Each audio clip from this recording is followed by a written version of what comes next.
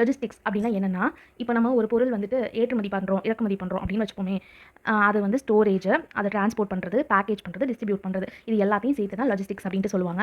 Logistic cost வந்துட்டு நம்ம இந்தியாவில் எவ்வளோனா 14%, ஜிடிபியில் 14% இதுக்கு மட்டுமே செலவாகுது. இப்போ ஒரு ரூ. 100 நேஷனல் இன்கம்னா 14% இதிலேயே போயிடுது. ஆனால் குளோபல் லாஜிஸ்டிக்ஸ் இப்போ வந்துட்டு சைனா, யூஎஸ்ஏ, அப்புறம் யூகே, இந்த மாதிரி எல்லா நாட்டோட ஆவரேஜ் எடுத்து பார்த்தோம்னா கிட்டத்தட்ட 8% கிட்ட வந்துட்டு இந்த ஜிடிபியில் வந்து இதாகுது அவங்களுக்கு. அப்போ நம்ம ஒரு மடங்கு அதிகமாக இருக்கும். இதை நம்ம குறைக்கிறதுக்காக நேஷனல் லாஜிஸ்டிக்ஸ் பாலிசி 2022 ஒரு பாலிசி கொண்டு வந்தோம். 2030 நம்ம இந்த காஸ்ட்டை வந்து குறைக்கணும் அப்படிங்கிறது நம்மளோட எய்ம். இது எப்படி வந்து இம்ப்ளிமெண்ட் பண்ண போகிறோம், செயல்படுத்த போகிறோம் அப்படின்னா மல்டி மோடல் மீன்ஸ் இப்போ வந்து ஒரு சீ போர்ட்லேருந்து மும்பைலேருந்து டெல்லிக்கு போகணும் அப்படின்னு இருக்குன்னு வச்சுப்போமே. இப்போ மும்பையில் ஒரு சென்டர் மாதிரி கிரியேட் பண்ணிட்டு அந்த சென்டரில் அழுகி போகிற ஐட்டம்ஸாக இருக்கட்டும், ஸ்டோர் பண்ணி வைக்கிற ஐட்டம்ஸாக இருக்கட்டும், இப்போ பிளாஸ்டிக்காக இருக்கட்டும் அப்படின்னு துணிகளாக இருக்கட்டும், அதை அப்படியே பிரித்து அதை வந்துட்டு எப்படி அனுப்பணும் அப்படின்ட்டு டிரான்ஸ்போர்ட் பண்ணுறது, சிலதை ரோட் பேஸ்லாம் அனுப்பினா பெட்டராக இருக்கும், சிலதை ரயில்வேஸ் மூலியமாக அனுப்பினா பெட்டராக இருக்கும் அப்படின்னு டிரான்ஸ்போர்ட் பண்ணுறதை பண்ணி அதை பேக் பண்ணி டிஸ்ட்ரிபியூட் பண்ணுறதை கரெக்டாக பண்ணணும். அது வந்துட்டு அதுதான் மல்டி மோடல்னு சொல்லுவோம். அதை வந்து இம்ப்ரூவ் பண்ணலாம் அப்படின்னு நினைக்கிறாங்க. அடுத்து பிஎம் கதி சக்தி மூலியமாகவும் என்ஐபி நேஷனல் இன்ஃப்ராஸ்ட்ரக்சர் பைப்லைன் மூலியமாகவும் இந்த ஒர்க்லாம் வந்து இன்ஃப்ராஸ்ட்ரக்சரை மேம்படுத்தி நம்ம டிரான்ஸ்போர்ட் வசதிகளையும் நம்ம ஸ்டோரேஜ் வசதிகளையும்